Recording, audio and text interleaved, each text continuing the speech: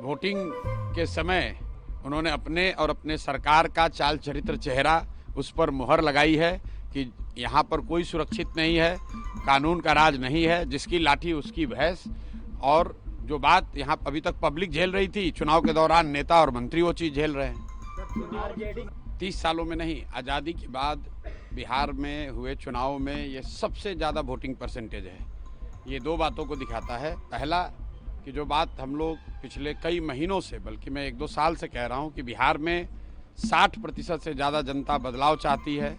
और पिछले 25-30 साल से जो राजनीतिक विकल्प के अभाव में एक तरह से धीरे धीरे राजनीति को लेकर, चुनाव को लेकर उदासीनता बन गई थी, विकल्प नहीं था लोगों के पास। अब जनसुराज के आने से उनको एक नया विकल्प मिला है और बढ़ा हुआ जो वोटिंग परसेंटेज है वो दो बातों को दिखाता है। एक कि लोगों को एक नए विकल्प को देखकर उत्साह रहा है और बड़े पैमाने पर वोटिंग हुई है, बदलाव के लिए वोटिंग हुई है। और दूसरी बात, जो बड़े प्रवासी मजदूर हैं जो बहुत बड़ी संख्या में छठ के बाद रुके हुए हैं, उन्होंने अपना और अपने परिजनों का, अपने मित्रों का जो वोट कराया है उसने सबको सरप्राइज किया है।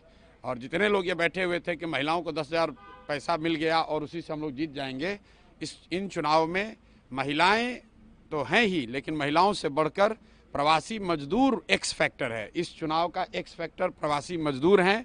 वो क्या कर रहे हैं, वो अपने दोस्तों, मित्रों, परिवार वालों से कैसे वोट करा रहे हैं, इसी से बिहार का चुनाव तय होगा। तो जनसुराज कितना कॉन्फिडेंट है अपनी जीत को लेकर के? कितनी सीट? जनसुराज बिल्कुल कॉन्फिडेंट है कि 14 तारीख को आप देखेंगे इतिहास लिखा जाएगा। बड़े बड़े पंडित, कोई ये नहीं बता रहा था कि जनसुराज इस बार इतने बड़े पैमाने पर वोटिंग होगी।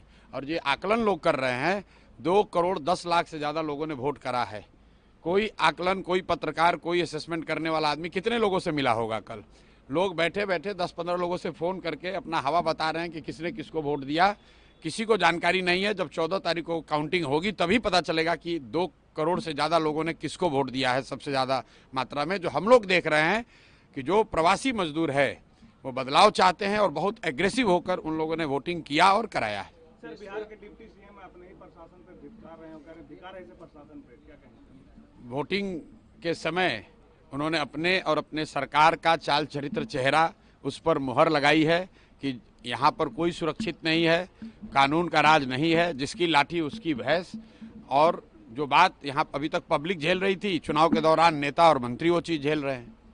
आरजेडी के भी एक विधायक और पुलिस को धमका रहे हैं, एक दूसरे का बाल नोचेंगे, ऐसा पीएम मोदी कह रहे हैं। भाई, वो बाल नोचेंगे कि सर नोचेंगे ये उनका काम है। मैं इतना जानता हूँ कि बिहार की जनता ने कल के वोटिंग में दिखाया है कि उनके पास जब विकल्प एक मिल गया तो उन्होंने बढ़ चढ़ के वोटिंग में, लोकतंत्र के इस पर्व में हिस्सा लिया है।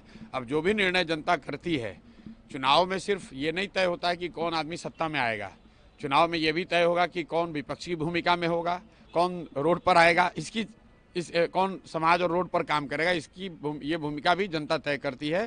तो अब 3 दिन रह गए हैं, ज़्यादा स्पेकुलेशन का समय नहीं है। एक ही बात कल दिखा कि बहुत बड़े पैमाने पर वोटिंग हुई है।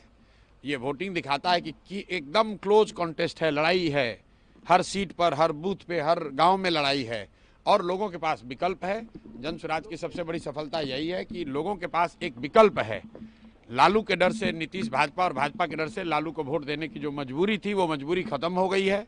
लोगों में उससे उत्साह है कि उनको एक नया विकल्प, एक नया रास्ता दिख रहा है, इसीलिए लोगों ने इतने बड़े पैमाने पर वोटिंग करी है। आरजेडी के विधायक वो पुलिस को धमकी दे रहे थे, 122 सीटों में 100 सीटें बीजेपी जीत रही है। सम्राट चौधरी को ये बताना चाहिए कि वो तारापुर जीत रहे हैं कि हार रहे हैं। अपना चिंता करें कि तारापुर में जीत रहे हैं कि हार रहे हैं।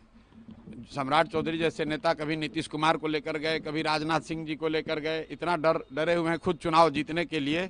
अपने जितने एनडीए के बड़े नेता हैं सबका जाकर मीटिंग्स, रैली करा रहे हैं। अगर इतने ही कॉन्फिडेंट हैं तो बाकी लोगों को रैली कराने की क्या जरूरत थी? खुद ही जीत जाते, अपने काम के आधार पर जीत जाते। उन्होंने कहा है कि जो रोजगार के मुद्दे पे हैं, युवाओं ने बढ़ चढ़ के वोट दिया आरजेडी और गठबंधन। देखिए, तेजस्वी यादव कब कॉन्फिडेंट नहीं थे कि कल कॉन्फिडेंट दिखे आपको? ये लोग तो चुनाव के 6 महीना पहले, साल भर पहले ही कॉन्फिडेंट है कि हम ही मुख्यमंत्री बनेंगे। तो ऐसे लोग जिनको अपनी कोई जानकारी है नहीं, ज़मीन पर घर से बाहर निकले, पार्टी के दम पर, जाति के दम पर या भाजपा विरोध के नाम पर भीड़ इकट्ठा हुई, गए 2 मिनट भाषण वाषण किया, घर पर चले आए। उनको क्या जानकारी है कि गांव में निचले स्तर पर क्या बात हो रही है?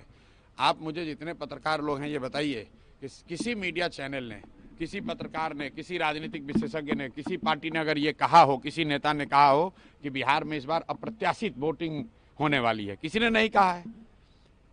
और ऐसा नहीं है कि महिलाओं का वोटिंग ज़्यादा हुआ है। पहली बार बिहार में युवाओं की वोटिंग सबसे ज़्यादा हुई है। सबसे ज़्यादा एग्रेसिव होकर युवा वोट किया है। तो अगर युवा वोट कर रहा है तो अपने भविष्य के लिए वोट कर रहा है, बिहार में बदलाव के लिए वोट कर रहा है, बेहतरी के लिए वोट कर रहा है। स्टेटस को के लिए इतना बड़ा वोट पड़ना यूजुअली संभव नहीं है। एक दो अपवाद हो सकते हैं, लेकिन जहां कहीं भी पिछले 20 वर्ष में इस तरह से बढ़ चढ़कर वोटिंग हुई है, वहां इनकम्बेंट पार्टियों को, सरकार को खामियाजा